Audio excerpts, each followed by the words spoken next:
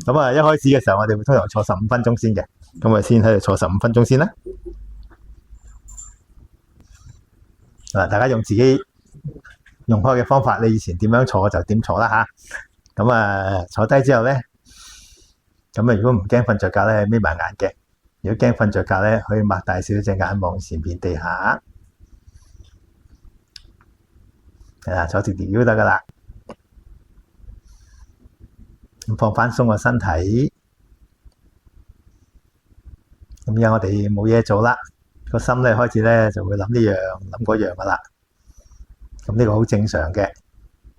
其實你有嘢做嘅時候，佢都係諗呢樣諗嗰樣嘅。不過你做緊嘢唔知道啫。咁你唔可以同佢搏鬥嘅。你越想佢唔諗嘢咧，佢越諗多啲嘢嘅。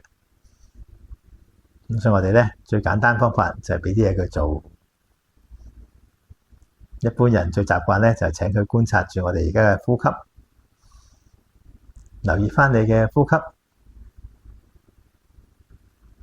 你可以感受下啲空氣喺個鼻哥嗰度吸入嚟，又呼翻出去。留意翻呢個動作，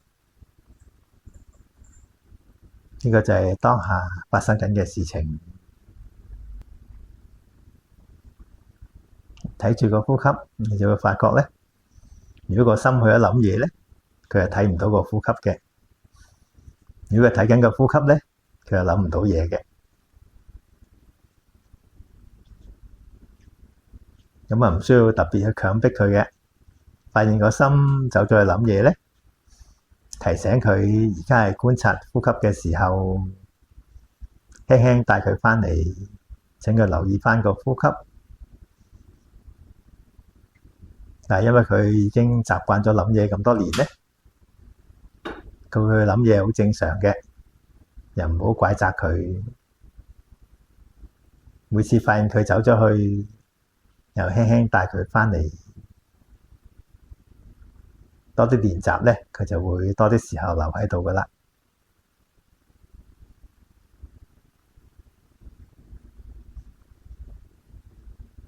咁咪坐翻陣間，然後先開始我哋嘅課程啦。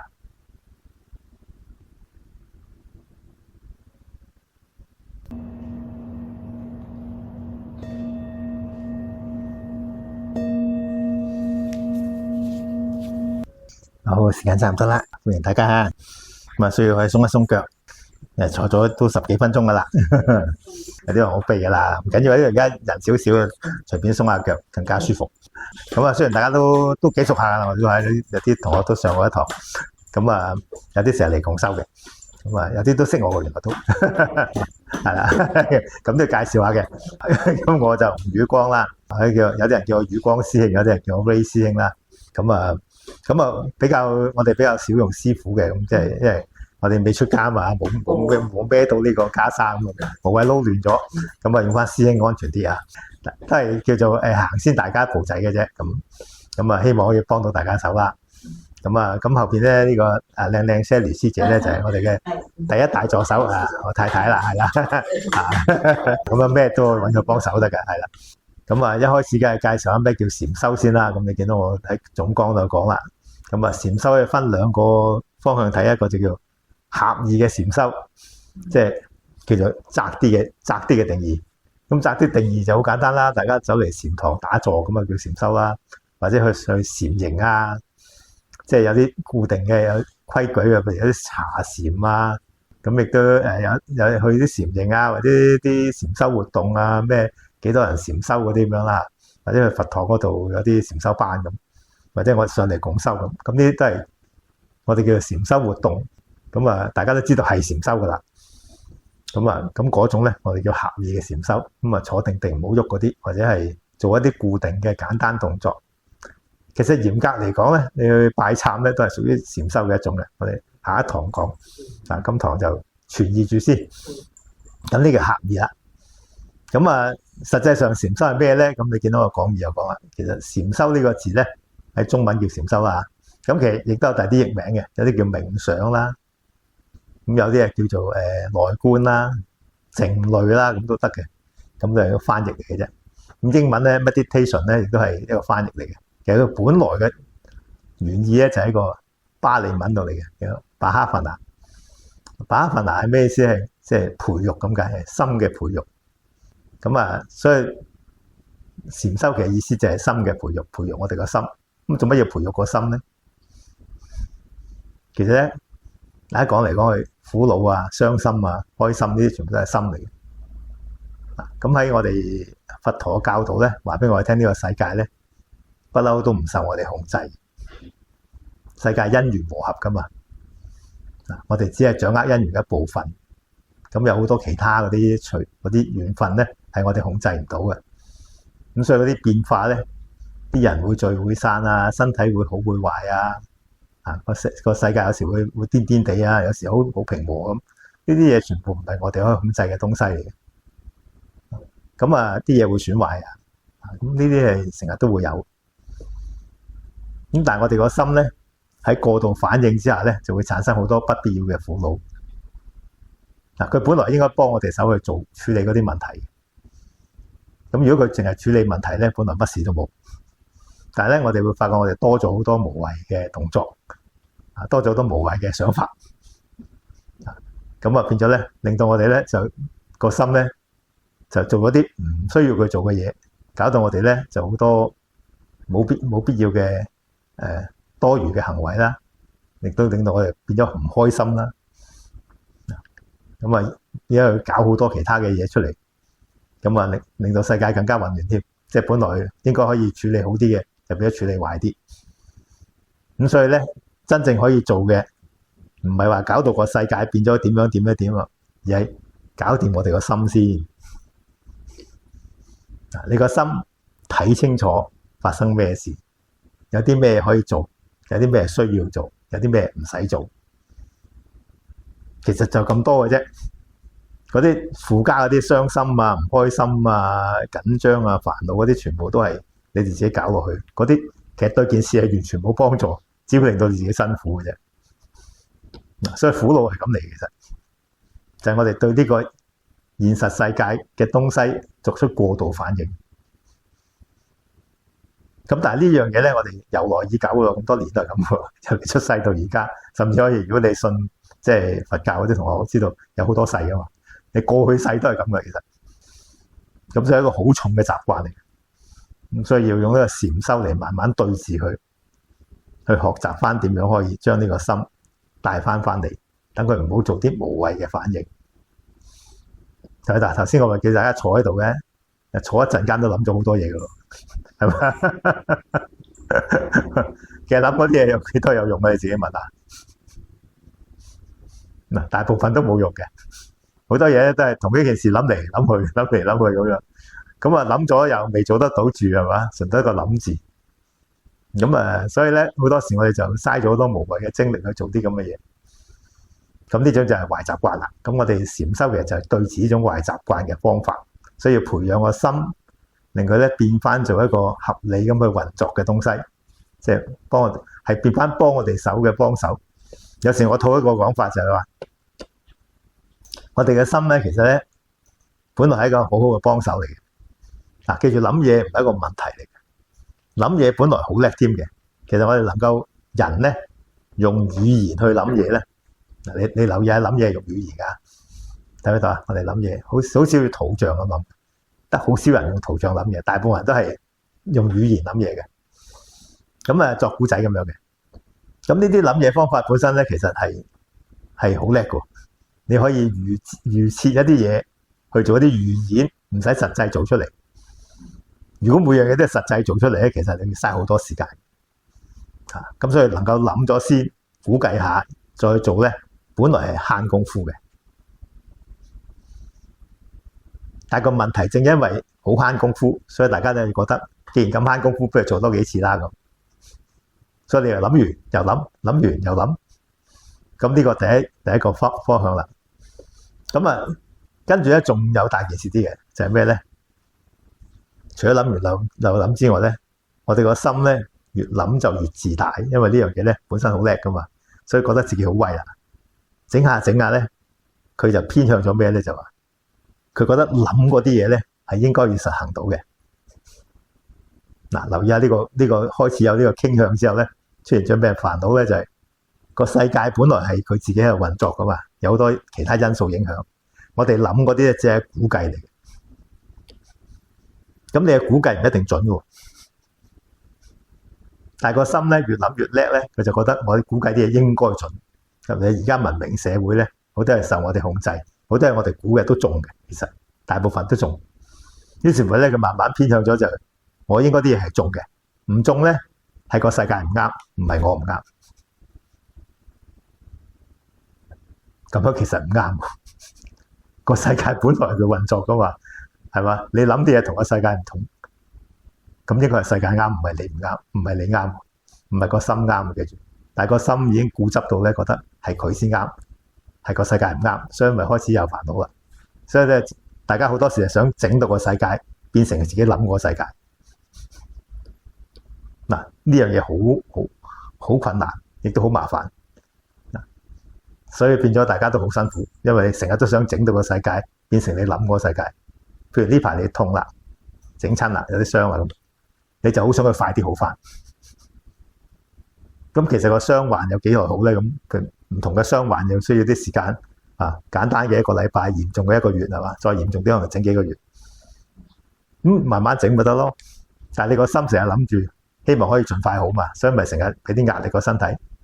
又覺得佢唔好嘅，就覺得好唔開心啦，覺得唔應該咁嘅。人哋整半年就啱嘅，我整半年就唔啱嘅，咁變咗咪唔開心咯。但係呢個唔開心冇必要㗎，你再唔開心個身體都係要等時間先會好噶嘛。所以當你個心未受訓練之前咧，成日咁樣諗嘢法咧，咪成日都唔開心。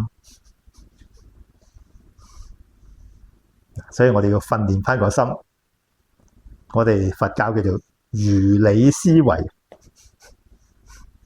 即係跟翻個因緣去諗嘢，要擺翻佢一個助手嘅位置，即係佢係幫我哋手去生活得好啲嘅，就唔好變咗我哋個老闆，佢諗啲嘢要我哋做俾佢。大家留意下，你個心好似係調翻轉，佢諗一啲嘢就想心想事成，係嘛？你梗係希望加人工啦，係嘛？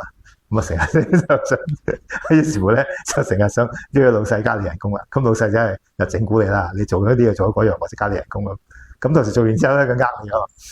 咁唔加你就好苦惱啊！出年先加啦咁你就苦惱半年啦，係嘛？咁所以我哋其實咧搞翻清楚，你個心係諗緊啲嘢咧，唔一定諗出嚟啲嘢會得嘅，佢係幫手。咁啊呢個一方面啦。另一方面，個心諗啲嘢都成日諗埋啲過去，諗埋啲未來嘅。咁諗過去咧，通常諗啊就啲嘢唔抵啦，整錯啦，或者諗到啲好嘢就想重複啦，即係食咗邊間嘢好味啊，想去再食過啦。咁呢啲都係引起我哋。咁但係而家你冇得食啊嘛，咁所以唔開心。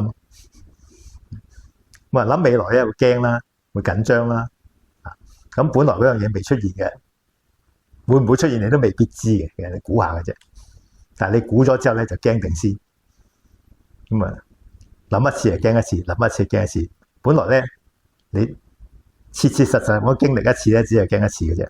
但係因為你諗咧，諗完一次就驚一次，諗完一次驚一次，明明驚一次嘢，你驚咗10幾次，甚至可能仲多，因為你諗得好快咁，係嘛？咁呢啲係無謂嘅東西。嗱，咁所以我哋全部要去除呢啲無謂嘅東西咧，令到個心可以回復翻正常運作咧。就係呢個我哋禪修嘅目的。所以廣義嘅禪修咧，就係任何時候帶翻個心翻嚟，睇清楚佢諗緊咩嘢東東，令佢變翻如理思維。我哋或者調翻轉講，我哋最簡單嘅意思就叫令佢有翻正念。咁我喺呢度咧，我哋呢度叫正念禪修啦，所以特別強調正念嘅。咁我哋喺度先講翻咩叫正念先啦。咁啊，遲啲都慢慢會再解釋清楚啲嘅。正念咧，好多人講好多唔同嘅嘢嘅。咁但係我覺得咧，好簡單，正念就係當下客觀的觀察力。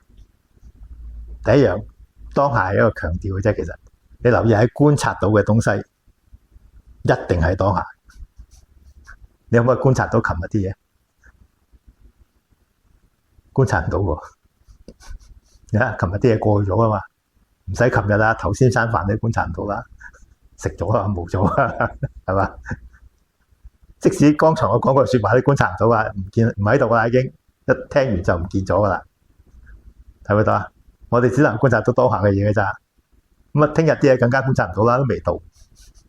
所以其實觀察本身一定喺當下嘅，即使你話你見到過去嘅嘢咧，咩叫見到過去嘅嘢咧？你可以見到過去嘅錄影，係當下睇緊過去嘅錄影。你諗起琴日啲嘢，你當下諗起琴日啲嘢，你觀察嗰個都係當下，睇唔睇到？冇琴日㗎，所有過去嗰嘢已經係真係過去咗㗎。你只喺個記憶嗰度記住咋，嗰啲係當下的記憶，係嘛？所以觀察本身就係當下，幫我哋強調翻，提醒你當下。咁當然另一個仲要更加難搞嘅就叫客觀，客觀真係好難㗎，咁慢慢練啦嚇。即係我哋觀察到啲嘢咧，能夠抽離咗睇翻實際係發生緊咩事，唔好將自己嘅睇法抌落去。咁所以我哋開始學嘅時候咧，揾啲簡單啲嘢觀察嘅，譬如頭先我教大家觀察呼吸啦。咁觀察呼吸冇乜主觀客觀嘅，雖然有啲人咧一觀察就會諗啊，點解啲呼吸咁淺嘅咧？點解唔長啲嘅咧？係咪？其實連呼吸都會搞咁多嘢嘅。嗱，記住你啲呼吸本來咧，你觀察又好，唔觀察又好，你都呼吸緊㗎。如果唔係，我哋咧死得嘅。我哋唔可以唔呼吸嘅話，其實身體自己識呼吸嘅，你唔睇佢都係咁吸㗎啦。所以你觀察嘅時候唔好搞咁多嘢，佢點吸你由佢點吸得㗎啦。冇事嘅，唔好諗住要改咗佢，改咗佢你會周身唔妥嘅。其實咁所以呢個練習觀察呼吸可以令我哋客觀啲。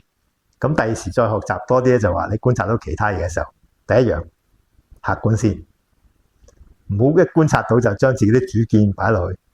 我哋而家一睇啲嘢咧，自動㗎，一睇就呢樣嘢啱，呢樣嘢唔啱，呢樣嘢好，呢樣嘢唔好，呢樣我應該做，呢樣嘢唔應該做。嗰啲係遲一步要做嘅嘢。先觀察咗先，係啦，唔好搞咁多嘢，好似單純觀察，咁就叫正念啦。咁咧，提升個心嘅正念咧，其實就係我哋成個禪修最重要嘅做法。當你有足夠正念咧，好多嘢你自己會睇到噶啦。嗰啲無謂嘅傷心啊，無謂嘅緊張咧，你自然會見到其實係冇用噶啦。你自然見到冇用，你就乜都唔使教你，已經識得放低噶啦。你明知冇用，仲揸住。係嘛？所以點解學咁多戒律，學咁多咩嗰啲經啊，叫你做乜做乜咧？就唔夠你做禪修咁好。其實話時話啦，你唔使一定學佛教啊，你活咗咁多年啊，嗰啲咩金句啊、聖人講嘅嘢啊，咩《論語》啊、孟子啊、咩《四書五經》啊，或者外國嗰啲咩箴言啊，大家都冇一萬都有幾千啦，係嘛？係嘛？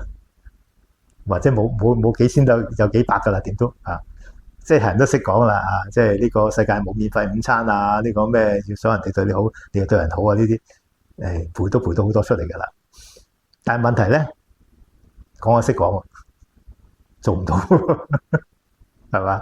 大家都係即係背到朗手，對住人好識好叻㗎。你應該咁，應該咁。但係到自己落到自己身上面咧，就乜都做唔到㗎啦，又變翻自己啲習慣啦。嗱，呢個亦都係個心冇力嘅原因，所以能夠培養個心嘅力量咧，我哋能夠培育到佢強壯翻咧，佢就可以跟翻嗰啲金句做。其實啲金句好多都冇錯嘅，只係不過因為講咗你就做唔到。好似我哋啲戒律咁樣，好多人覺得守戒好難噶嘛。守戒點解難咧？冇理由噶，本來守戒啲戒係應該做嘅嘢嚟噶嘛，唔應該咁生活噶嘛。咁既然應該咁生活，應該好容易先啱㗎，點解會咁難咧？咪因為你個心唔啱咯，個心唔出力，咁咪比較難。所以呢個心嘅培育就係成個修行最重要嘅嘢。咁啊，如果認真嚟講咧，咁我哋今堂入門班就唔講呢樣嘢，遲啲有基礎班我哋會講四聖諦八正道嘅。所以呢個禪修正式嚟講咧，就係成套嘅八正道。修行八正道就叫禪修啦。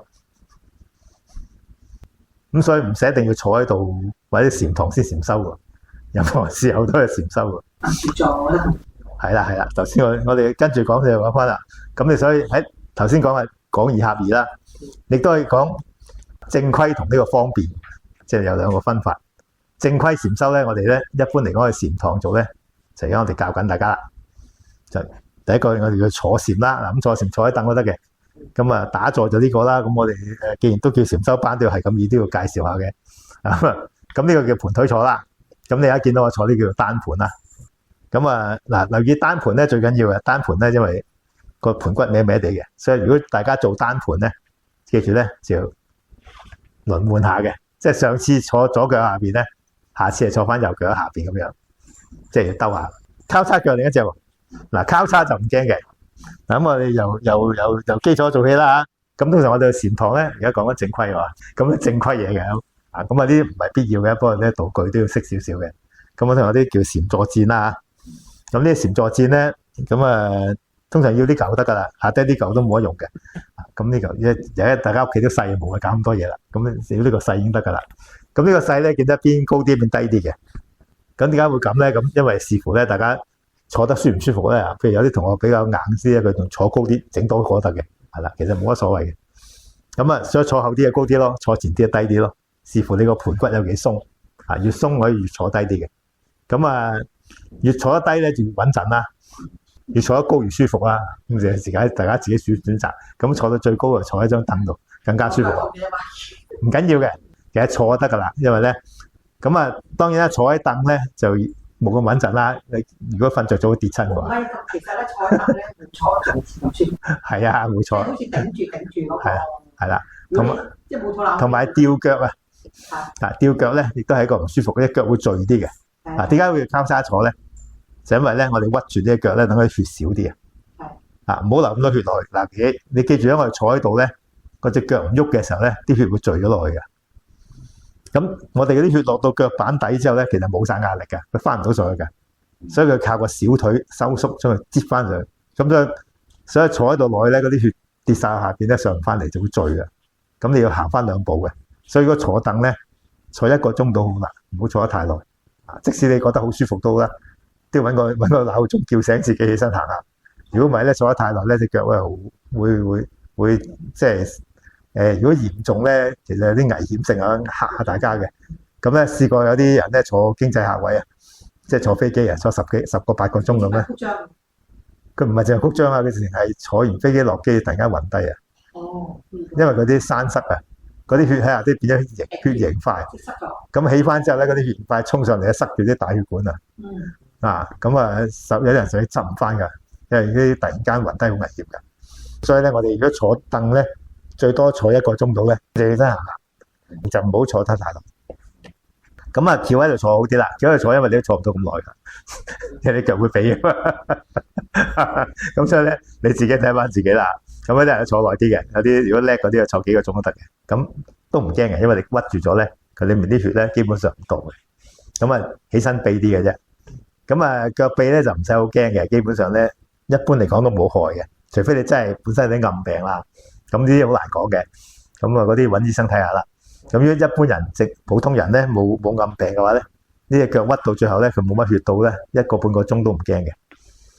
咁佢一啲血去翻佢就翻生嘅。咁你留意下你嗰啲器官移植嗰啲，都揾個雪櫃雪住咁搬過去幾個鐘都得噶嘛。所以我哋一般啲器官除咗個腦之外咧，或者心之外咧，大部分啲器官咧，你冇血到一陣間咧，佢係冇事嘅。咁所以你唔需要太擔心。咁當然都唔鼓勵大家話坐到真係好耐唔喐啦，除非你真係想做表演嗰啲啦。咁一般我哋一般人咧，你其實大家抽到時間坐半個鐘1個鐘都好叻㗎啦，所以都唔會太擔心嘅。咁呢個單盤就簡單啦，咁樣咁當然要求你個盤骨比較鬆啲。如果唔鬆咧，你就坐唔到個單盤嘅。咁你可以唔夠鬆，可以坐交叉腳就得㗎啦。咁交叉腳咧就會擲住腳板嘅。咁亦都考慮坐散盤。散盤就仲舒服啲，即係散開。咁當然越舒服咧，個坐姿就越散，就越唔穩陣。咁唔緊要嘅。咁尤其是我哋而家用正念禪修啊，學正念咧就唔需要好定嘅。咁所以咧你就散盤都唔驚。咁點解有啲派別中意大家做雙盤咧？即係咁樣加埋一隻腳上去，又拎埋一隻腳上嚟咁樣，咁呢叫雙盤啊。咁啊，雙盤咧個好處就打晒交叉咁啊，打咗 kick 喺度，咁啊，梗係最穩陣啦。咁啊，嗰啲想坐幾個鐘嗰啲啊，或者嗰啲即係諗住入定坐幾個禮拜嗰啲咧，即係當年虛雲老和尚嗰啲啊，咁佢一定要雙盤嘅。如果唔係咧，佢坐單盤咧，到時都入咗定之後跌咗落地嘅。咁啊，打咗交叉穩陣啲。咁單盤都得嘅，但係交叉腳應該就實得啦。呢啲一定唔穩陣。咁你到時入咗定之後會個人有機會跌低嘅。咁所以嗰啲咁，但係我哋唔追求入定咧。記住，我哋唔追求入定，唔係唔入定喎。其實唔好搞錯，你依然可以入定，不過我哋唔追求，我哋用正念啊。咁呢個第二堂先講，咁啊可以用翻普通嘅交叉腳啊、散盤都夠噶啦。咁另外咧，當然有啲你見到師姐都會用個毛巾包住啦，咁我哋都可以有毛巾包。咁點解要包毛巾咧？咁呢度唔使噶啦，呢度其實幾溫暖下。咁咧主要因為咧呢個膝頭哥接住啊，呢個位凍啊。咁如果有時啲人係啦，你一凍嘅地方咧，或者你喺山上打坐咧比較涼咧，咁啊揾個毛巾包一包佢，冚一冚。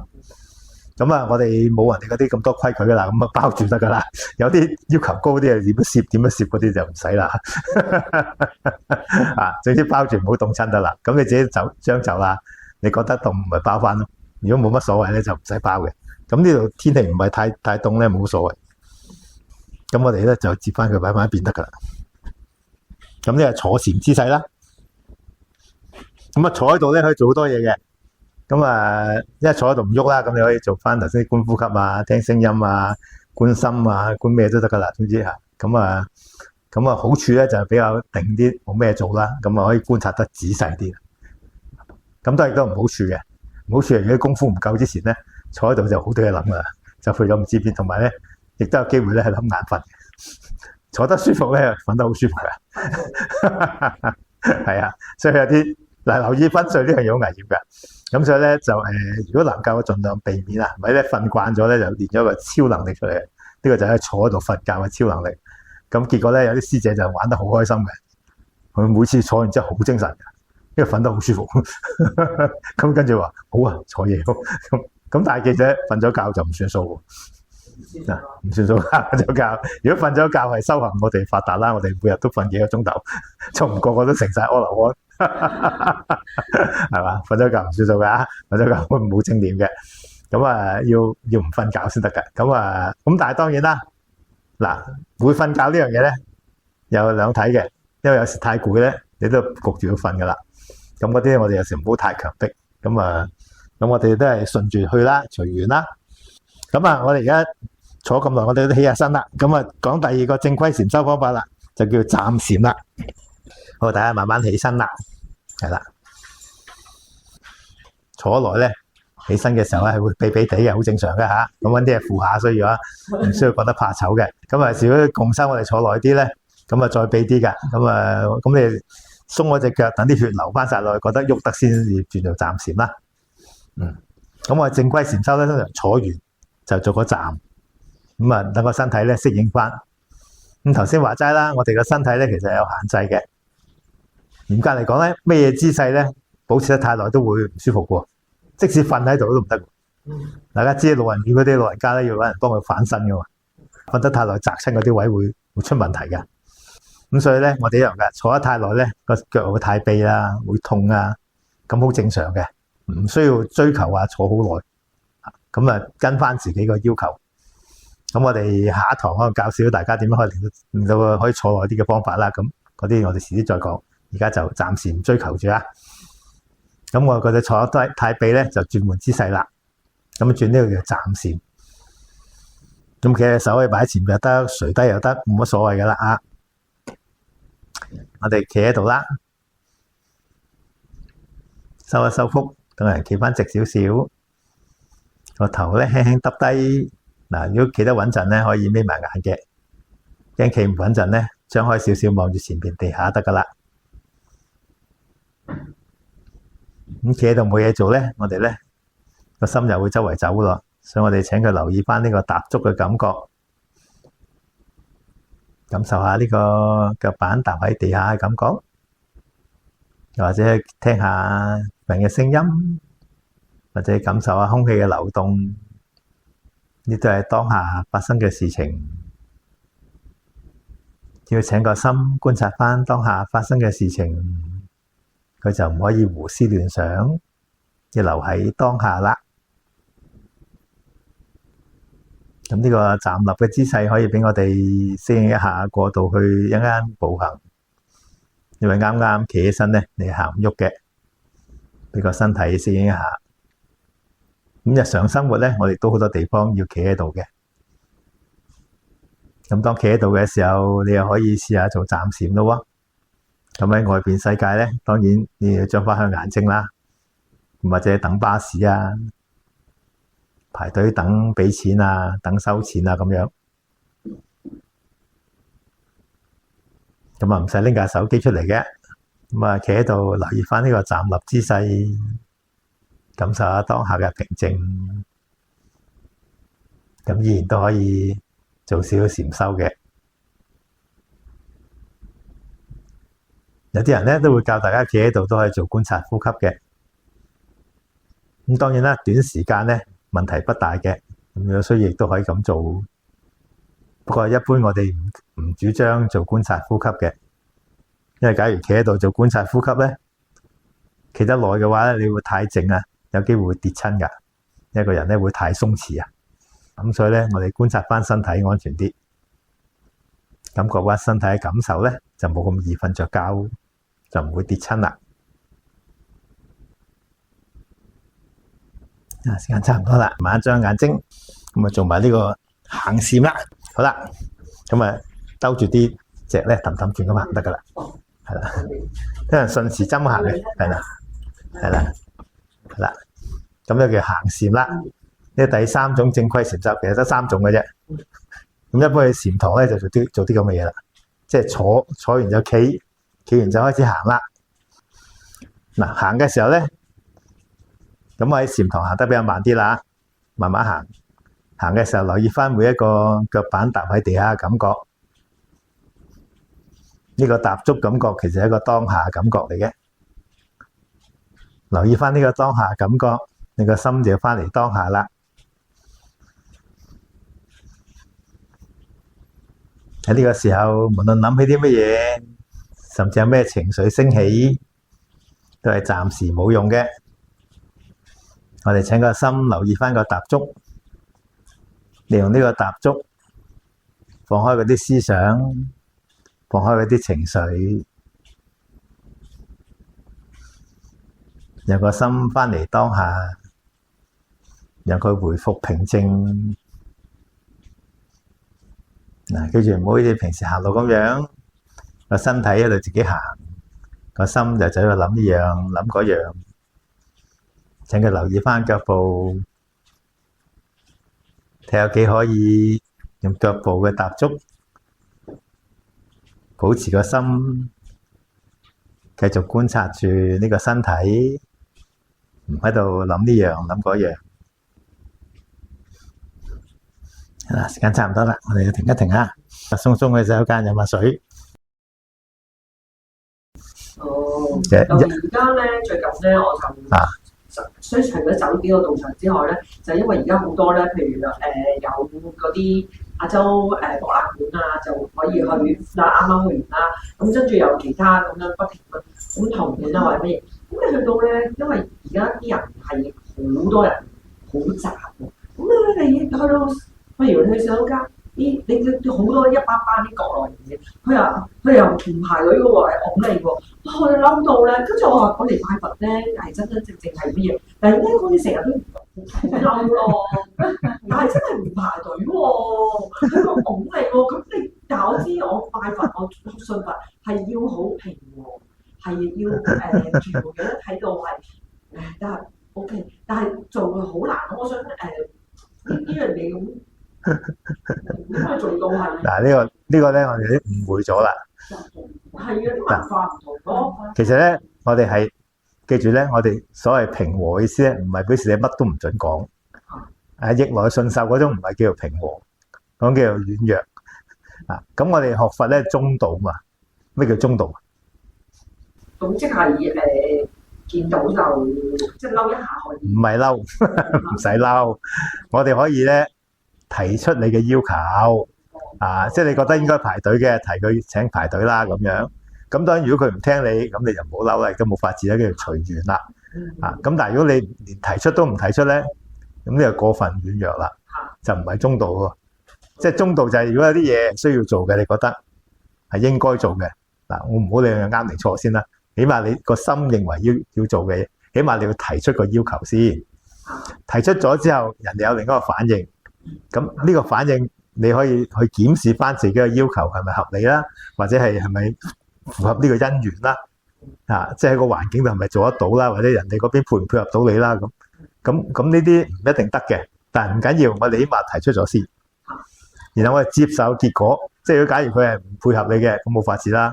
咁但係佢都冇嬲㗎，嬲都冇用㗎。咁但係起碼你唔係焗住嬲嘛，而家你係焗住嬲，你又唔出聲喎，人哋又唔知你做乜，佢以為大家都咁做啱嘅，咁你都唔講，佢點知啫？係嘛？咁佢做完咗，你喺度自己喺度谷埋包菜，嬲一輪，就唔知嬲啲乜，佢都唔知你嬲乜啫，係咪？所以結果大家唔溝通，係嘛？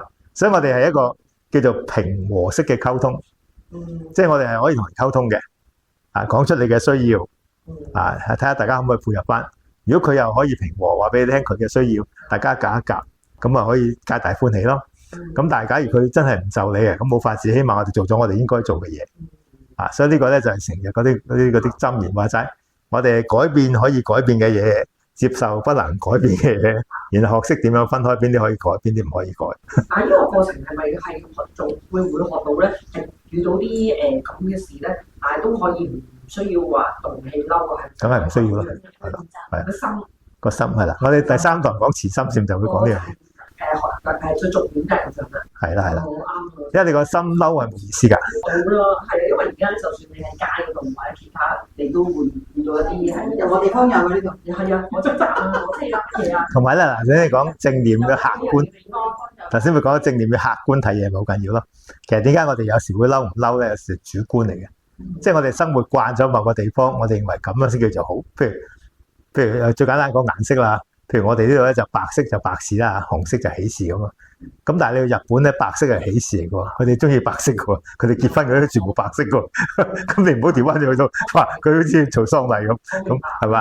係啊，咁即係佢可能冇咁好，但係你係啦，即係思想去諗，我以為啱嘅嘢就係代入咗喺嚟。同埋最緊要咧，記住咧，我哋成日話啱唔啱咧？係我成日呢樣嗱，我哋就好似做法官咁啊。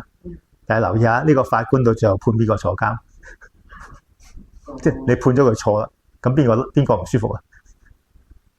佢唔知喎，係得你唔舒服咗，係嘛？覺得你自己啫嘛，最緊要咧，我哋記住咧，唔開心本身咧就係附加嘅，即係其實你呢個係即係嗰啲係咩？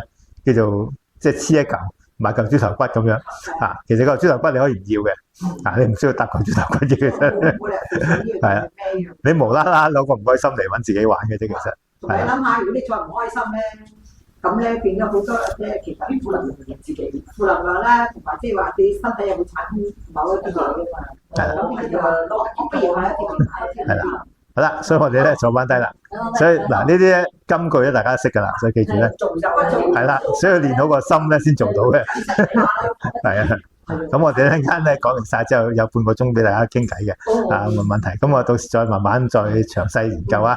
咁樣我哋跟翻我哋嘅課程先，因為咧有排講唔晒。嗱咁我哋已經講咗正規嘅禪修方法啦，就係個坐禪、行禪、站禪啦。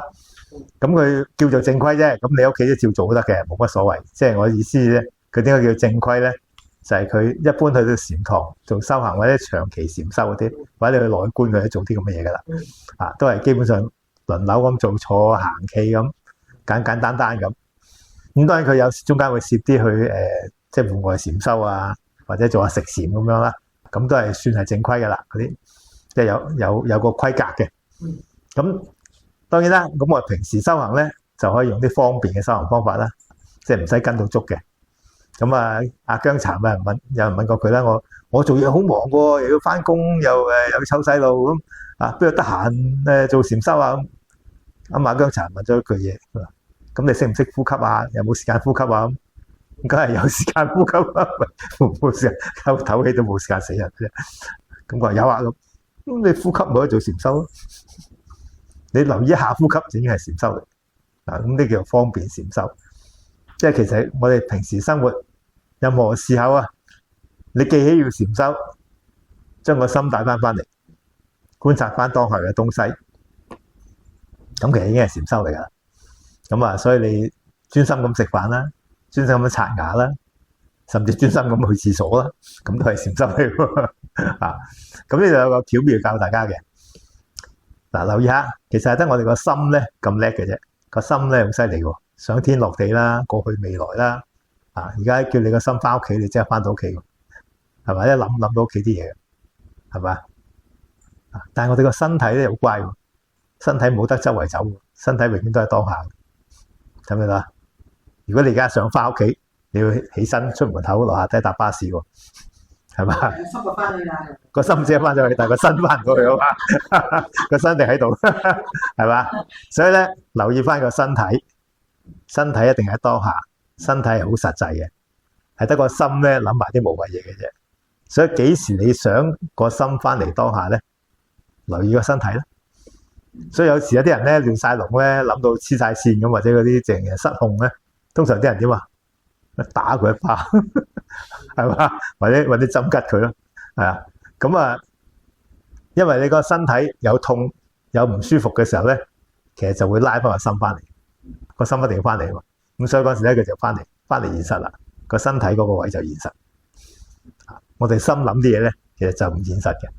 咁而事實上，一般人嘅生活咧，就成日諗嘢。你留意下，頭先你行前都係啦，個心都不停諗嘢噶。咁都有3分鐘嚟諗。咁好叻噶，3分鐘。係啦，咁啊，因為你已經修行咗幾年啦嘛，有啲功夫噶啦。咁所以咧，留意個身體，幾時你有需要冇咩做嘅時候，就留意下個身體。咁其實就可以翻嚟做禪修，呢啲就已經係禪修嚟嘅。咁我哋將啲或者有啲而家啲興叫咩零時間運動咁，好似零時間禪修，你幾時冇咩做，就將個心帶翻嚟當下，可以觀察呼吸，留意下身體嘅感覺，飲啖水，行2步，全部都可以當係禪修。咁啊，積埋日子有功咧，就掂噶啦。咁啊，唔需要話特登要走上禪堂。所以咧，方便嘅禪修幾時都得噶啦。咁你幾時去修行？咁啊，總之幾時諗到要修行。咁呢度仲有個巧妙要留意嘅。咁啊，好多時啲人咧就話，點解唔肯嚟修行咧？好多時話，阿威師兄，我唔打坐咧就冇咩諗，一打坐諗好多嘢喎，點搞啊？嗱，留意翻呢樣嘢。其實我哋唔係打坐先諗嘢，其實我哋平時諗好多嘢噶啦。不過你平時冇留意佢諗咗你都唔知啫。幾時知咧？諗到啲嘢真係棘住你就知啦。如果唔係，平時諗咗就算噶。咁啊，到你真係去做修行咧，我哋用正念嘅時候咧，睇翻佢咧，就會見到佢諗好多嘢。所以開始嘅時候諗好多嘢係好正常嘅，千祈唔好想一步登天。所以見到自己多嘢諗咧，其實咧見到你諗嘢咧，你就翻嚟噶啦。所以我成日做嗰個比喻嘅，即係你個心咧好似一個頑皮嘅小朋友咁，成日走咗去玩，好日都唔見佢一次嘅。咁於是咧，阿媽就梗係好嬲啦，係嘛？咁每次翻到門口，佢就話衰仔又走咗去邊度玩咁。咁啊衰仔會點咧？阿媽鬧佢嘅走快啲啦，係嘛？於是咧每次佢翻嚟門口，你就鬧走咗佢，係2分鐘唔翻嚟。所以咧記住咯，當你見到佢喺門口，即係等於你見到自己諗嘢啦。你應該欣賞翻呢個狀態。當你見到你諗嘢，就代表你翻咗嚟啦，然後開始有正念啦，你先見到自己諗嘢噶嘛。如果唔係，你根本見唔到自己諗嘢，即係等佢走咗去都冇雷公咁遠，你點知佢喺邊啫？到佢翻到門口，你就應該調翻轉咧，錫下佢。阿仔好開心見到你喎，翻嚟整個麵你食啊咁。係啦，佢肯翻嚟就得啦，係嘛？所以咧，你見到自己諗嘢咧，就提醒自己其實我翻咗嚟啦，我見到自己諗嘢，好開心啊！咁你多啲欣賞翻呢個狀態咧，咁佢遲啲會肯多啲翻嚟啊！就唔係每次一翻嚟咧俾你鬧走咗，哎呀又諗嘢咁，你咁樣鬧佢，佢就更加唔敢翻嚟，係啦。咁所以呢個咧，記住咧，我哋方便禪修就記住呢樣嘢。幾時見到個心走咗去咧？開心，俾自己開心，欣賞自己。原來我睇到自己走咗去，呢個好緊要。睇到自己走咗去就即係翻咗嚟。咁其實我哋個心留意下喎，呢個巧妙喺度。其實我哋個心根本冇地方走噶，不嬲都喺度。佢以為自己走咗去，喺邊度啊？你個心走咗去邊？佢不嬲俾個身體困住，佢想象自己走咗去，所以其實佢冇定走嘅。你根本唔需要擔心嘅，你只要提醒佢，佢其實喺度嘅啫。佢唔好呃自己話自己唔喺度得噶啦。其實佢不斷欺騙自己啫。咁你如果明白呢個道理咧，你就唔使驚佢走咗去，放鬆啲得噶啦。好啦，咁講埋呢個咧，就我哋又講下禪修有咩好處啦。頭先唔記得講隻手啊，頭先講隻腳啫。咁佢一坐喺度咧，隻手通常咧，我哋就驚佢垂低咗，整親膊頭嘅啫。咁所以咧，晾住就得噶啦。你咁樣擠就得，咁擠就得，咁擠就得，冇所謂嘅。即係你自己自然得噶啦。甚至真係垂都唔緊要嘅，你覺得唔舒適咪蒸翻出嚟啦。有啲人係咁樣嘅。係有啲人叫結啲手印咁呢啲手印咧，其實即係啲係啲附加東西嚟嘅。咁嗱，其實呢個修行咧，下個禮拜先，呢個下個禮拜先講啦。因為下個禮拜講止禪同觀禪咧，就會提到呢樣嘢噶啦。咁呢啲咁嘅手印其實同止禪有關嘅。咁大家明個原理得噶啦。咁唔需要特別學嘅其實。咁我哋講翻我哋禪修有啲咩好處啦，即係叫做賣下廣告都要。咁其實大家知啦，其實最重要咧，真正嘅禪修咧，如果講原本佛陀介紹呢個巴哈凡那呢樣嘢咧，其實真係幫我哋解脫嘅。如果你練得好咧，係可以真係永除苦惱嘅。真係做阿羅漢噶啦，係啊，可以一路去到尾噶。咁但係講到咁遠啦，大家就太過分啦。咁所以咧，我哋唔好講咁遠啦。咁講翻啲近啲嘅。咁而家街邊不嬲都好多人玩禪修噶啦，即係玩呢個正念嗰啲有啲成日賣錢嘅啲課程。咁好簡單啦，可以最簡單就係減低壓力啦。其實而家呢個正念咧 ，mindfulness 呢樣嘢咧，喺運動界其實好流行嘅。啲運動員都好中意學，係好需要學添。因為其實運動員真係啦，冇錯啦。其實就係壓力係點嚟咧，就諗出嚟咯。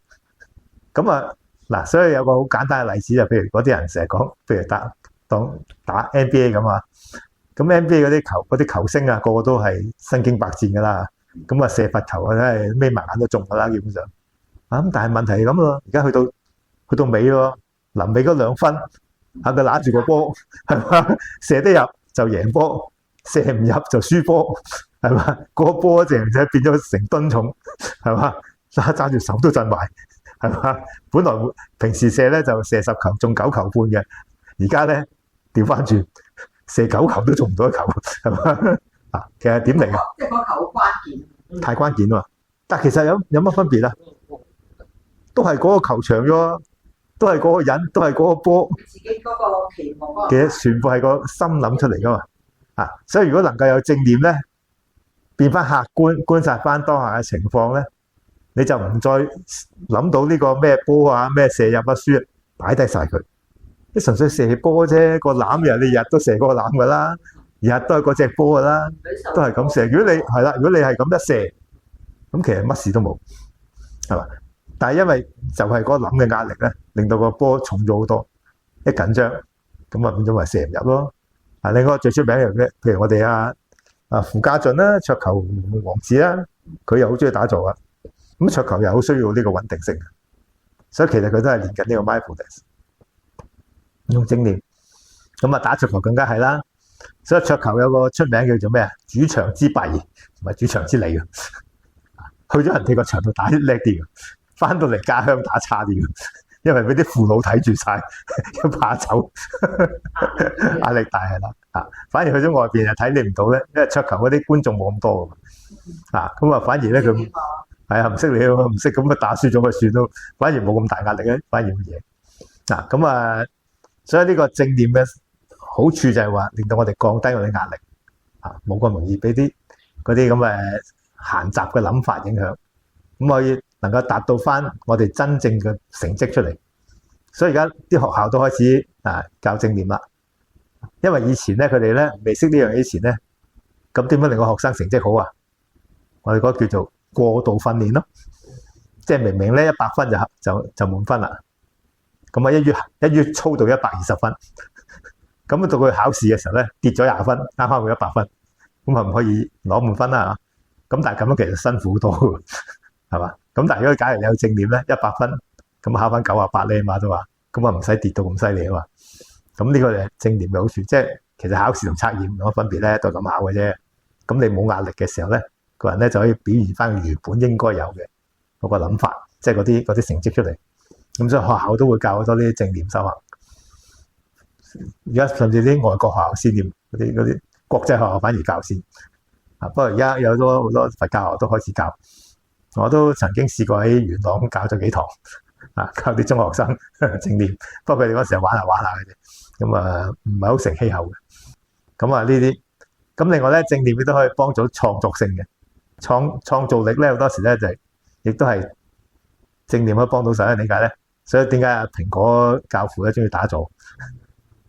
佢諗咁多嘢都係靠放鬆個人。其實我哋有時諗嘢咧諗埋一邊噶嘛。咁啊最出名嘅叫做咧咩周星馳名句啊嘛，佢話嗰啲嘢你不停咁諗佢揾佢咧揾唔到嘅，你唔好揾佢出嚟嘅。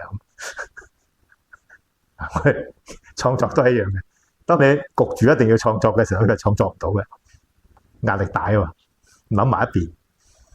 到你咧放鬆咗，唔去諗佢咧，嗰啲又浮出嚟噶。所以創作一樣嘅，你能夠放鬆嘅人咧，客觀啲睇翻一樣嘢咧，你要睇多啲嘢，咁我哋創造啲新嘢出嚟。或者唔好叫新啦嘅，呢重新組合啦。咁但係如果你一定係好有壓力咁逼自己去咧，反而調翻轉乜都諗唔到，就係咁。所以呢個正念都幫到呢個創作力。咁我哋呢度咧就唔係一半一半啦，有一半做緊嘢，一半唔使做嘢。你唔使做嘢咯，係啦，係啦。咁所以咧就咁你做嘢嘅人咧就要學呢樣嘢啦。咁唔使做嘢啲人打坐做咩嘢咧？咁啊，其實唔使做嘢都好大壓力嘅。咁啊，人生就係咁啊。人生壓力點嚟啊？諗出嚟嘅嘛。所以其實冇所謂冇壓力嘅狀態嘅，即係冇壓力嘅環境嘅。任何環境都有壓力喎。你留意下，當你做嘢嘅時候咧，有做嘢壓力；退休有退休壓力。係都有壓力，做咩都有壓力。係啦。咁咧，所以其實壓力我哋心諗出嚟嘅。去邊間餐廳食嘢都有壓力。選擇壓力係啦，係啦。咁所以我哋咧能夠放鬆人咧，客觀睇翻啲嘢咧，咁就其實就冇壓力。壓力影響個身體嘅。咁所以其實禪修咧，降低壓力之後咧，其實身體都會健康啲嘅。咁都係呢啲係副作用。我哋唔需要太緊張呢樣嘢。我想問壓力其實都係嚟自自己去諗，去自己俾自己。其實我哋有時咧諗咗樣嘢諗錯咗啫。嗱，我哋嘅生活態度嘅問題嚟嘅。我哋成日咧認為有啲嘢叫啱，有啲嘢叫錯。咁我哋個心頭先咪諗咗，我哋個心諗嘢咧諗得好快啊。係啊。咁佢成日就諗咗樣嘢，希望樣嘢好似你諗咁樣出現。當樣嘢同你嘅諗法相同咧，你就叫做啱，就叫做好嘢。當出現嘢同你諗嘅方法嘅東西有少少唔同，或者甚至係大分別咧，你就叫做錯，叫做唔啱，係嘛？咁但係個世界唔會跟足你咁諗行噶嘛，同埋你諗嘢都唔會諗得晒所有嘅嘢噶嘛。其實我哋諗嘢咧只係好片面嘅，我哋將一啲大朗嘢係咁砌埋，認為會咁樣出現，咁就覺得咁啱啦。咁一定係咁嘅。如果你諗晒所有嘅嘢，咁你咪同嗰樣行嗰樣嘢咁快咯。即係話你其實都唔使諗啦，佢就出現咯。其實你係想快過出現嗰樣嘢嘛，所以你諗嘅一定係少過實際發生嘅嘢嘅。你抽嗰啲重點出嚟，咁啊希望估到佢會出現啲咩出嚟。咁啊估中咗你就覺得開心啦，估唔中就覺得唔開心。咁同埋最慘係未開估之前咧就會有壓力啦。因為你想估中嘛。咁所以如果我哋能夠將我哋嘅諗法改一改，係我哋即係做個實驗啫。我諗咗樣嘢應該向左邊走嘅，我哋估計，好，佢如果真係向左邊走嘅，咁啊成功啦，冇所謂啦。如果佢向右邊走，即係我估錯咗啫，唔會嘅，即係我發現咗應該係修正我嘅諗法咁解啫。其實冇錯啊。其實即係可能你左右兩邊其實都行到嗰個目標，即係嗰個。唔係，根本就唔係目標。其實生活本來咧，記住喎，生活本來係一個過程嚟嘅。我哋其實冇所謂做完樣嘢噶嘛，食完呢餐又有下一餐噶啦。翻完今日工又翻聽日工噶啦，其實冇停㗎。其實我哋根本不停咁試下啲嘢啫嘛，玩下啲嘢。咁所以你諗咗樣嘢做咗出嚟，唔係你諗嗰樣嘢，其實即係話俾你聽，你可以修正嘅諗法啫。咁出現啲新嘢，咪跟住新嘢做咯。其實冇乜必須要一定要跟住你舊嘅嘢。所以當年呢個愛迪生最出名嘅古仔嘛，我哋細個教細路成日都講呢樣嘅，記唔記得啊？愛迪生係改良呢個電燈膽啊，害到我哋而家咁辛苦嘅人啊！即係如果冇電燈膽，大家夜晚唔使開工。記唔記得當年佛陀咧，咪日食一餐，夜晚唔使做噶啦，夜晚就坐喺樹底瞓覺。係啦，佢太陽落山就有咩好做？係嘛，黑掹掹咁啊！大家唯有翻去樹窿度打坐。咁啊，但係自從有電燈膽之後咧，咁啊大家就要開夜班。呢個大罪人嚟嘅。啊，算啦，唔好督佢背脊啦。咁佢改良個電燈膽，令到個電燈膽可以咧，可以大家都可以有夜晚嘅白天啦。咁啊都好事嚟嘅。咁但係佢試呢個電燈膽嘅材料嘅時候咧，其實好難嘅。而家我哋覺得咁簡單啦。佢當年試咗好多材料。咁啊，有啲人話99種，有啲人話999種啊。咁唔好理幾多種啦。咁啊，據說咧有個古仔嘅，就當佢試咗999種嘅時候咧，咁咧就有個記者嚟訪問佢，就話愛迪生先生啊，你而家咧失敗咗999次啊，咁你有咩感想你咁啊？愛迪生即係話閘住咩失敗咗999次啊？我係成功地揾到999種唔啱嘅材料。係嘛？杯水先係啦，好似半杯水定你好，係啦，你要有咁嘅心態先可以繼續試落去嘛。如果唔係點試啊？一早就放棄咗咯，如果咁樣。係啦，如果你成日覺得失敗喎，哇，失敗咗900幾次、90幾次都頂唔順啦，係咪？一般人啊，所以你其實我哋認為失敗咧，你可以將佢調翻轉諗嘅，你成功地揾到唔合適嘅方法，係嘛？咁啊，如果咁樣嘅時候咧，咁啊冇所謂失敗啦。咁既然冇所謂失敗，就梗係冇壓力啦。啊，我哋而家去玩啫。其實心態問題咯。啱啊，呢個就係心態問題。心態。所以其實我哋咧，所以點解要大家客觀去觀察咧？就係當你將你自己嘅主位抽咗出嚟，將呢樣嘢唔再咁上心嘅叫做。點解我哋其實好緊張？因為我哋上心啊！我啱，我唔啱，哇，好大件事。佢啱，佢唔啱，唔關我事。如果能夠將你嘅心態轉做佢咧？啊，即係或者轉做純粹一件事啫，咩啱定唔啱啫？如果一件事就，係啦，嚇經過啫，係嘛？咁嘅時候你就冇乜所謂啦。咁你個壓力同埋你個心態同埋你個欣賞角度都唔同晒，咁嘅生活咧就變咗另一種層次噶啦。所以你試下放開我哋呢個睇法，唔好成日執着我呢個睇法，又唔好執着啱定錯呢個睇法，嘗試下去真係觀察翻。實際發生咩事情，有啲咩需要做嘅就處理咗佢，有啲咩唔使做嘅就純粹望下、欣賞下，咁你可以發現好多生活嘅樂趣，咁生活就變得唔再枯燥、唔再苦惱，咁就享受翻生活。所以其實成個佛教教我哋咧，就個出離嘅意思咧，就唔係離開呢個世界，係離開呢種咁嘅主觀執着嘅諗法。即係夾硬話啲嘢啱定唔啱，夾硬話呢樣嘢係我嘅，呢樣嘢唔係我嘅，我要呢樣，我唔要嗰樣咁樣。呢啲咁嘅諗法令到我哋好苦惱。只要能夠放低晒啲諗法，純粹客觀咁觀察翻實際嘅東西咧，其實好似睇電影咁樣樣。咁冇乜所謂㗎，你去睇恐怖片又得，睇愛情片又得，睇喜劇又得，睇悲劇又得，都係劇嚟嘅啫。好啦，我哋進入我哋嘅問答時間啦，可以俾個咪啊，師姐，你可以講啦。係啊，問答時間啦。我依家問問題時間嚟嘅。係，可以開放問問題。我想問咧，而家咧越係資訊咧嚇，越係資訊發達咧，好似個人仲係更加煩惱，更加唔開心。點解咧？因為而家開始啦，有睇 Facebook 啦、Instagram 啦，跟住仲有好多啦，即係越睇越好多煩惱喎。都有好開心嘅，但亦都會有好多好唔開心咯。所以越睇越好似好多嘢咁樣啦。而家係啦，師姐有好好觀察喎，係咪啊？嗱，其實我哋咧好多時咧啲人成日話開心同唔開心撈埋一齊。咁咧，其實因為我哋想睇嗰啲係為咗想開心嘛。咁但係咧，當你睇嗰啲嘅時候咧，嗰啲如果同你嘅諗法一樣咧，你就開心啦。睇到啲嘢同你諗法一樣，你咪唔開心咯，係嘛？所以其實你個開心唔開心咧，就視乎嗰樣嘢同你個睇法夾唔夾啦。咁我哋咧叫呢一種嗱，其實開心咧，啱你講開，我哋講一講。開心其實有3種形式嘅，有3種開心。嗱，第一種開心就平時我哋啲開心啦，我哋叫慾望嘅快樂，滿足慾望的快樂，或者叫慾樂啦。咁啊，當啲嘢咧滿足你嘅慾望咧，唔開心咯。咁但係呢個開心嘅唔好處咧就係，咁啲嘢如果唔滿足你慾望咧，就唔開心嘅。咁頭先講咗啦，呢個世界啲嘢唔受我哋控制噶嘛。咁啊，所以咧有時會滿足你，有時會唔滿足你噶嘛。咁如果你用滿足你嘅慾望嚟做開心標準咧，咁啊自然咧開心同唔開心咧跟住你噶啦。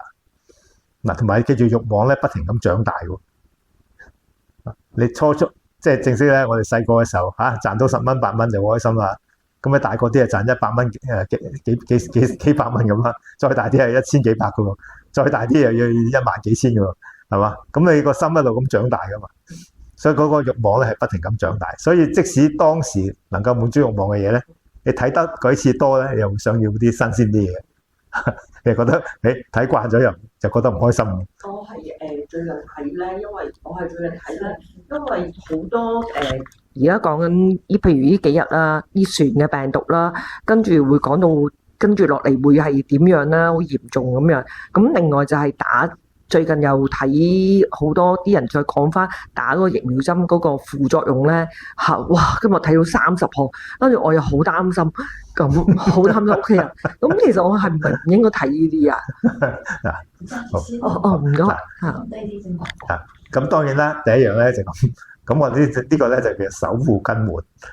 因為頭先咪講咗慾望嘅快樂咧，就係即係點解我哋會去追住慾望咧？因為我哋慾望俾快樂我哋。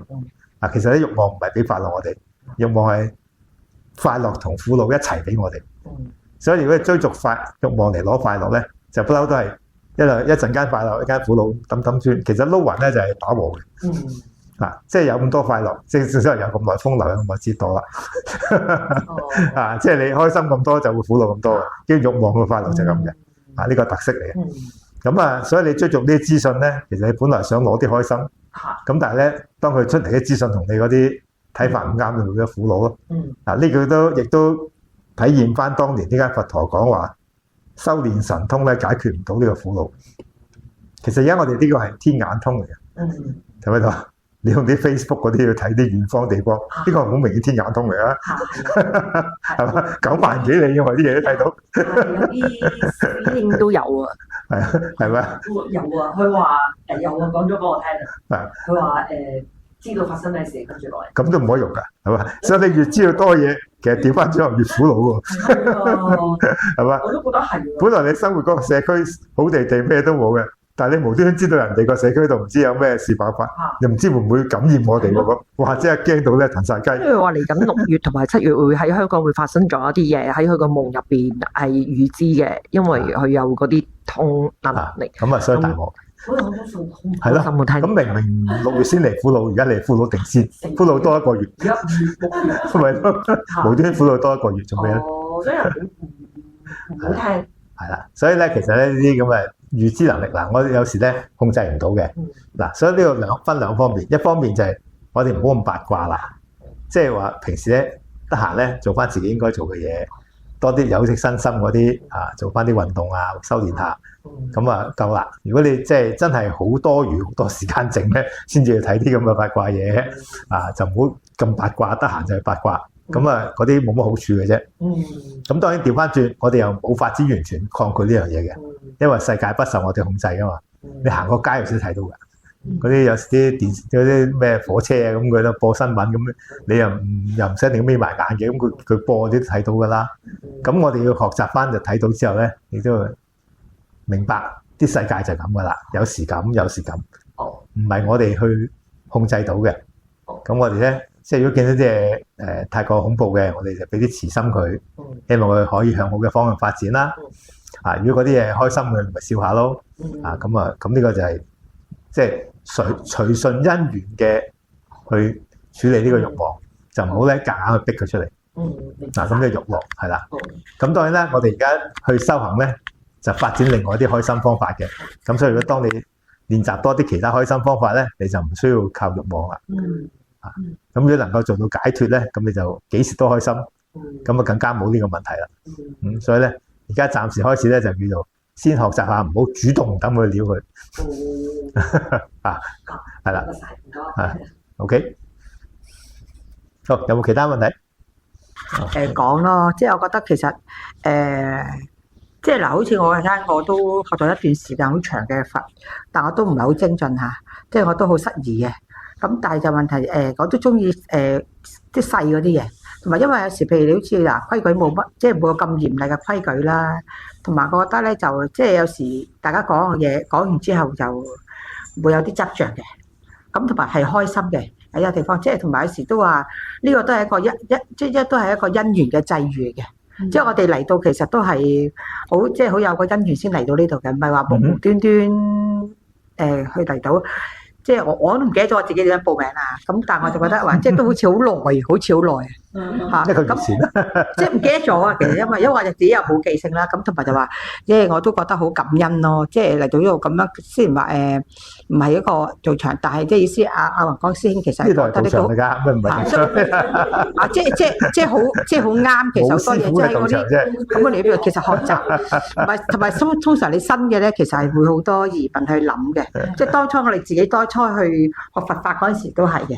不過我哋好好彩就話即係嗰陣時就自己年輕啲啦，咁嘅樣同埋有機會咧就話可能或者有啲嘢自己想去讀書去了解，即係我又會問人嘅，因為其實問人其實即係咧，即係如果譬如跟師傅去學嘢咧，即係咧其實佢係一個正統嘅佛學攞落嚟咁教我哋，咁你譬如問師兄，其實呢個好多人都每一個人嘅見解唔一樣。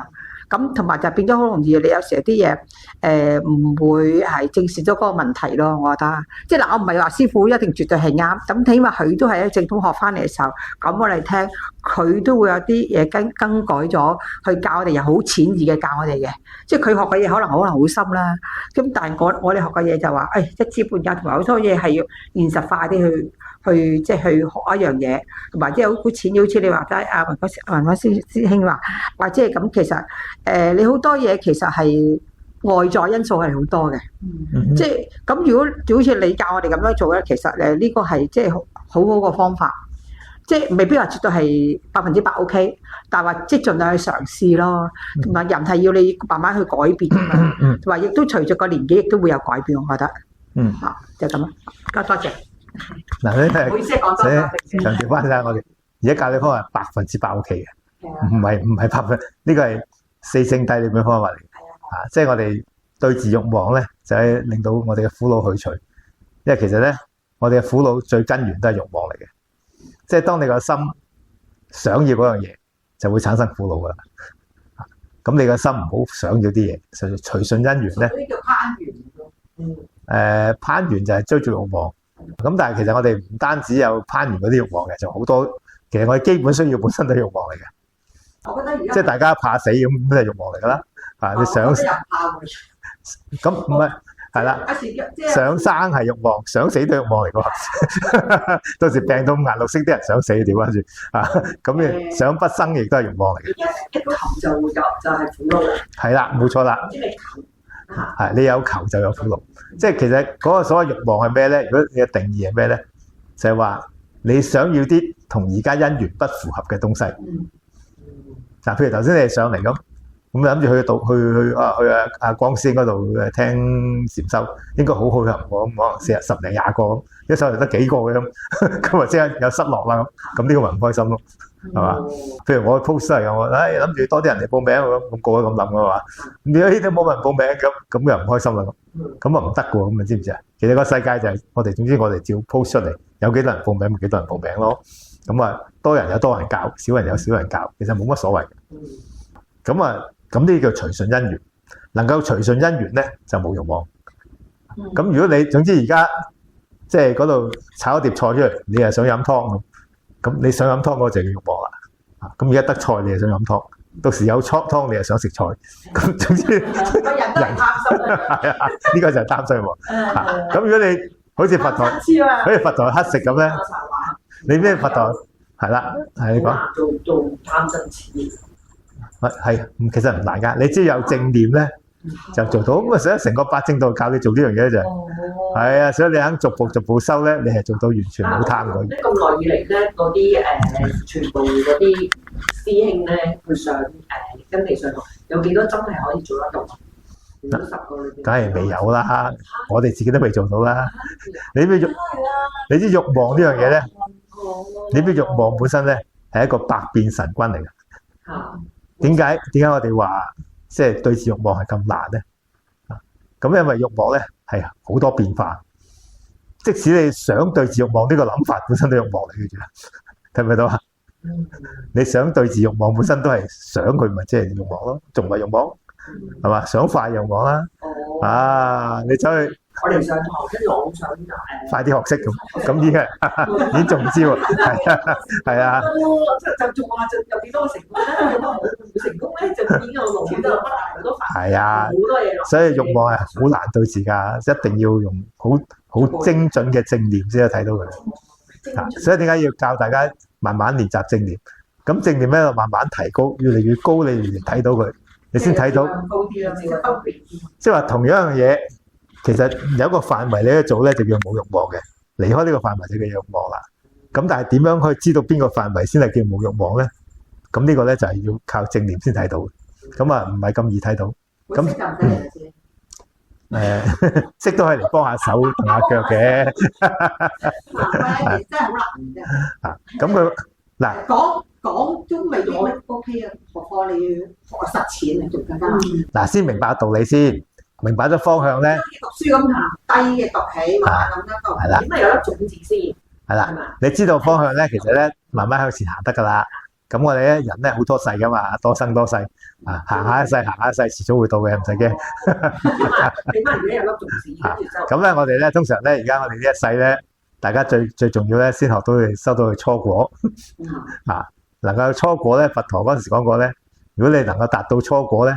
咁啊，7個生死之後咧就會解決噶啦，最多最多係嘛？咁可以即時嘅，你見到目犍連尊者啊、舍利弗尊者嗰啲係嗰一世見到佛陀已經解決咗啦，咁佢哋一世已經搞掂啦。咁我哋咧頓啲可能真係做足7世啦，咁7世都唔會太耐嘅啫，應該都。同埋耐唔耐都唔緊要，千祈唔好擔心耐，因為擔心耐係慾望嚟嘅，係嘛？所以要放鬆個身體。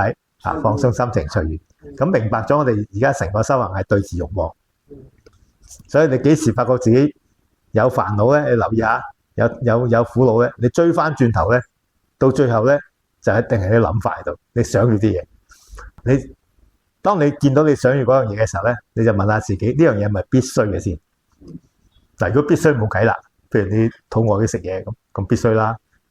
咁但係肚餓要食嘢啫，咁冇謂一定要食靚嘢噶嘛。如果係我都要食米芝蓮，咁嗰啲咪好明顯慾望啦，係嘛？咁我純粹有杯飯食就得啦，咁嗰個就唔係慾望啦，嗰啲係啦 ，OK 啦，係啦。咁所以咧，你明白咗呢樣嘢之後，如果嗰樣嘢係基本需要嗰啲嘢咧，基本上好易解決嘅。咁你純粹想食飯容乜易啫？又喺香港添喎，你想食容乜易？食得食㗎。咁啊。但係如果你話一定要食米芝蓮咧，咁啊冇計喎，咁啊真係幫唔到你啦。咁你啊整定苦惱啊，係嘛？咁所以當你發覺你嗰個本身嘅要求係過分嘅時候咧，你只要放低呢個過分要求，馬上冇問題咯，即刻冇苦惱。其實好多時我哋嗰啲苦惱就係啲過分要求嚟。咁其實嗰啲過分要求本來係做咩嘅？其實慾望嘅最特色嘅就係，其實你本來想要嗰個過分要求係度開心。係嘛？你本來想求開心啊，點知但係問題咧，求開心啊，踩錯咗腳，就俾一兜咗個圈度，俾咗佢呃翻你轉頭。咁你喺度不停咁滿足佢啲嘢嚟想開心，其實俾佢呃咗你。所以你能夠望清楚呢樣嘢，翻轉頭咧，你就唔再俾佢呃你啦。唔再俾佢呃你咧，咁你就可以重新開心翻。嗱，如果你哋咁有興趣，我哋再講更加精準啲呢樣嘢。點解慾望其實係呃我哋咧？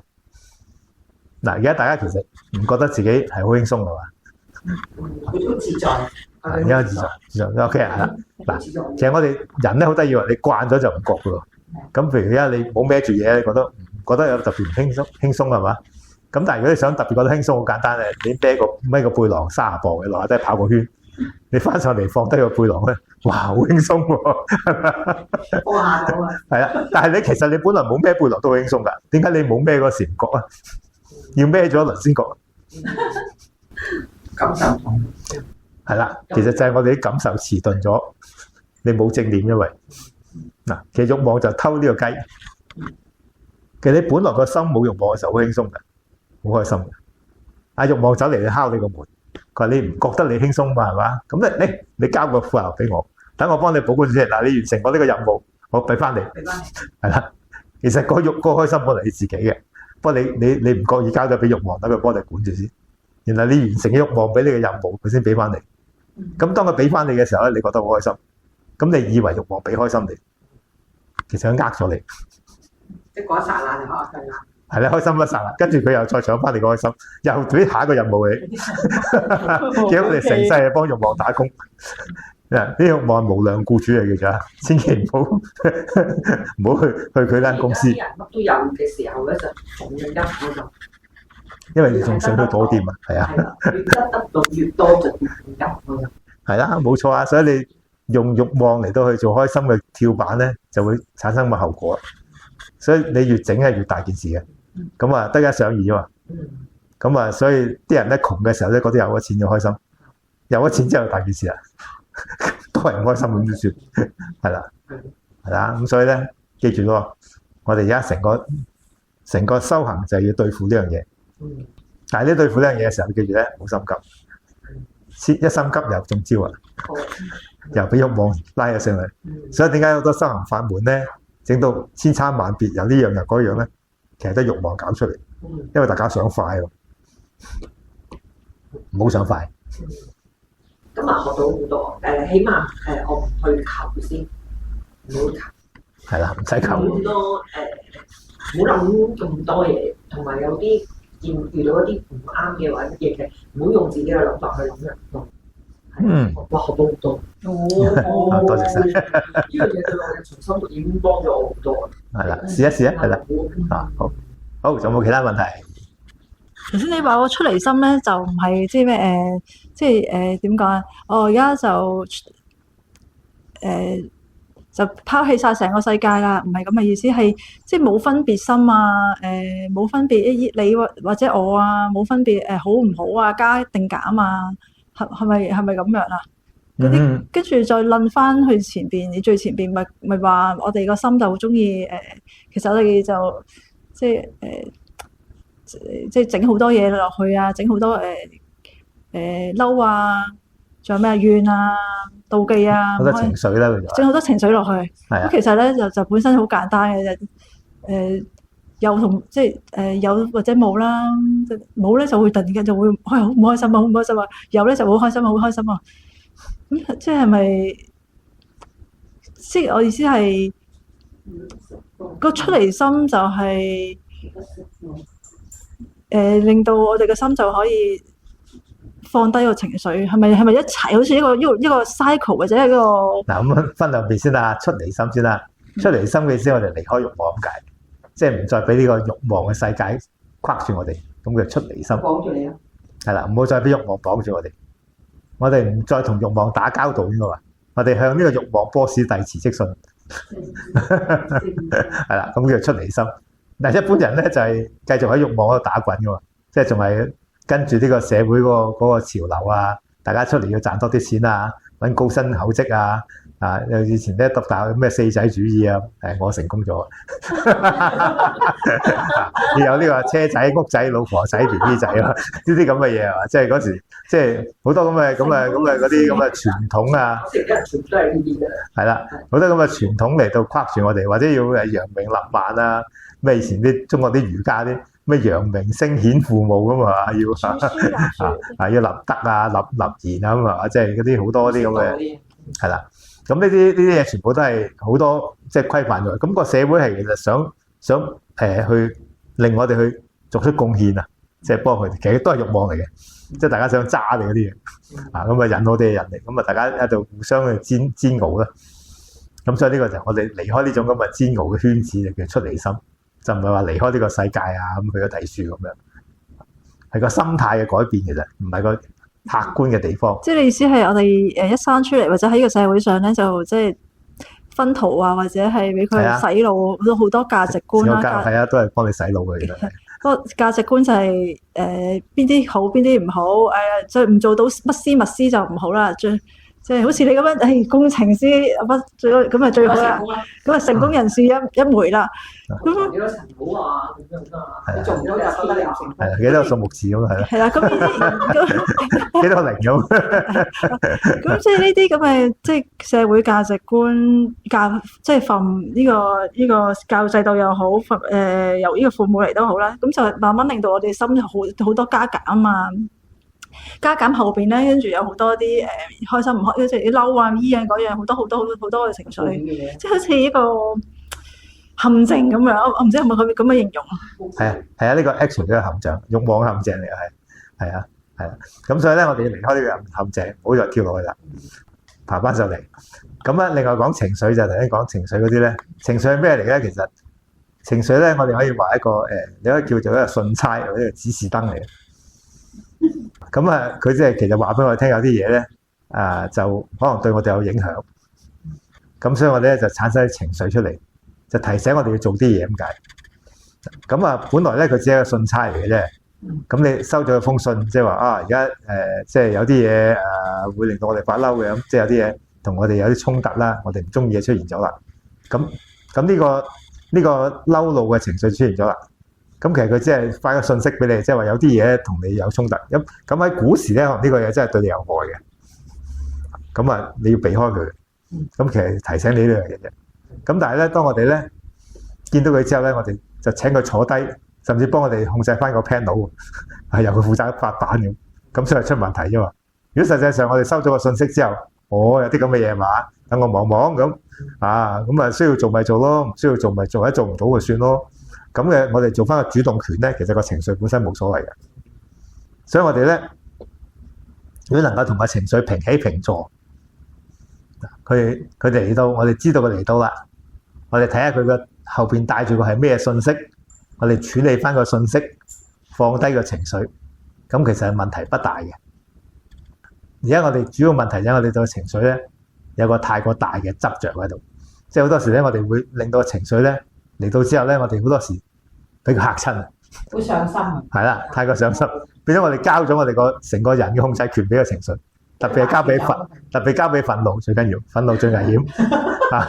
憤怒係一個盲目嘅，又心急，又亂嚟一通嘅，冇乜理性嘅一個操作者。咁你如果交個身體俾佢咧，肯定大件事啦。咁佢又用最粗暴方法解決問題嘅，一嘢揼爛晒啲嘢。咁但係你叫佢揼爛晒啲嘢之後咧，臨尾係邊個收場咧？你要執手尾要佢先。所以你千祈唔好交個場俾佢，交咗俾佢肯定有排搞。咁所以我哋要學識點樣同啲情緒咧平起平坐，係啦。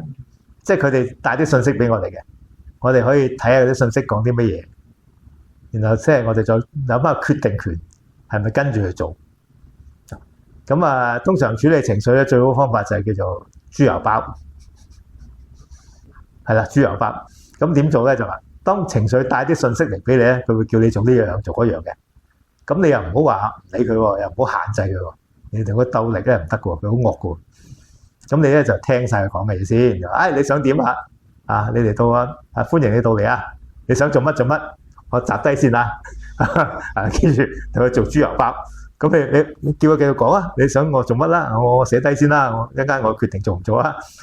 咁你講低晒，我再決定做唔做。佢講下講下，佢就冇氣噶啦。咁你就只係聽，唔需要做嘅。咁當你聽多幾次咧，因為所有情緒都好急躁嘅。咁如果你能夠拖一拖佢咧，其實好快咧，佢就冇力量噶啦。咁冇力量之後咧，你就知道佢想你做啲乜。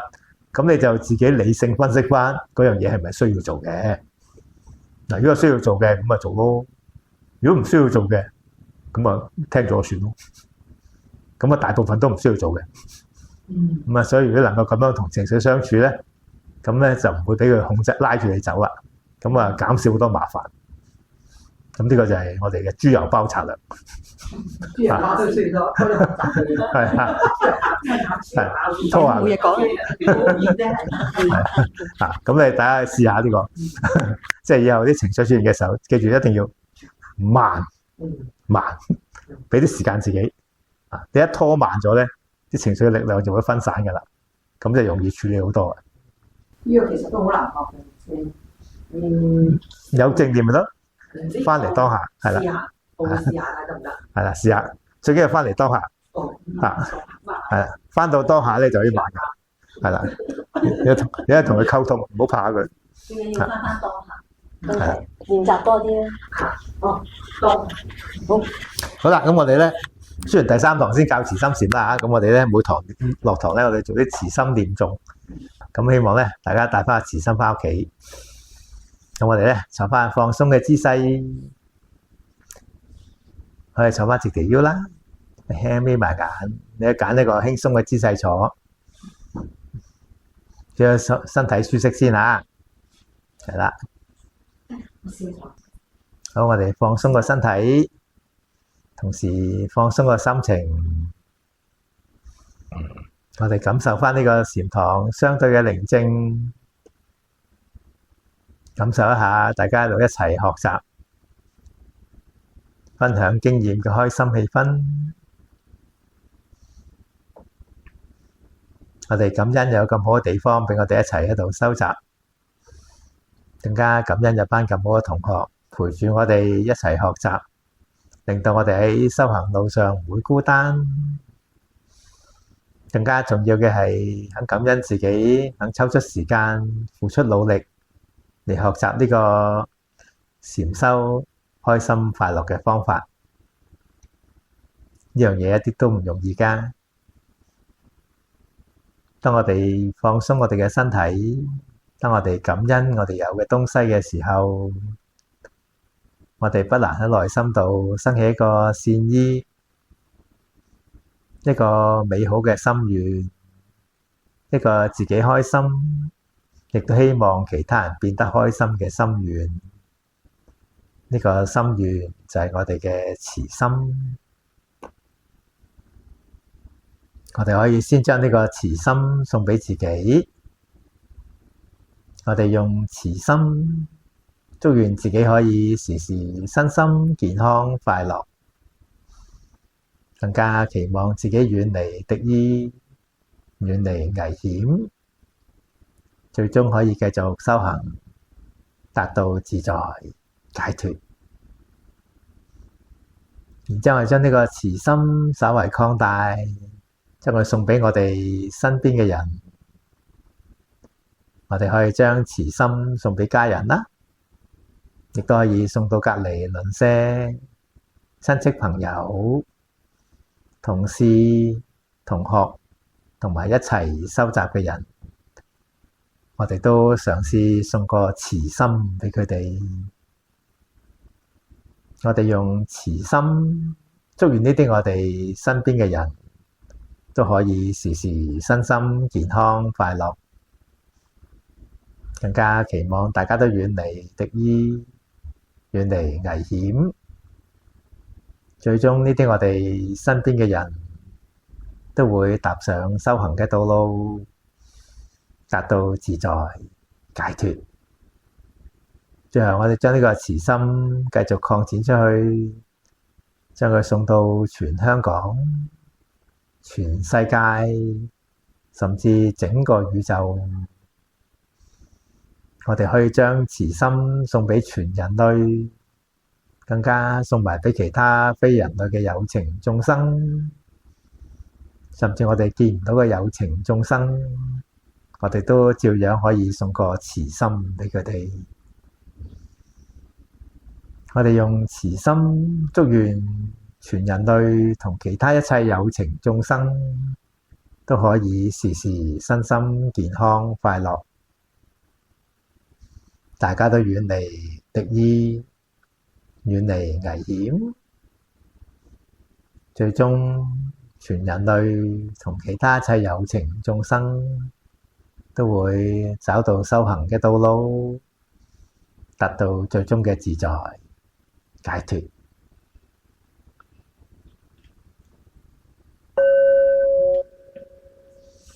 好，多謝大家，大家慈心返屋企啊！咁啊，下星期再見啦。